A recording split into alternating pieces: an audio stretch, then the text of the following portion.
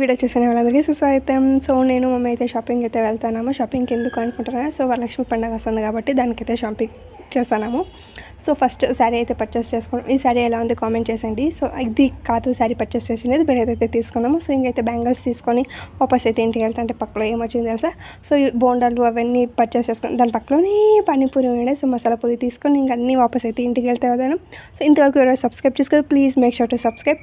ఇంకా చరణ్ అయితే ఊరికి పోయిండే, ఇంకా అక్కడి నుంచి స్వీట్ అయితే తెచ్చాడు అమ్మమ్మ వేసి ఇచ్చింది అనేసి.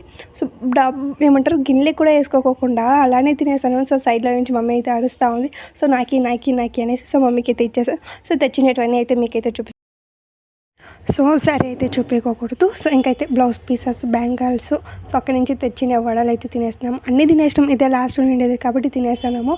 సో మీ షాపింగ్ అంతా అయిపోయింటే కామెంట్ చేసేయండి. సో మాది ఇంకా నడుస్తూనే ఉంది.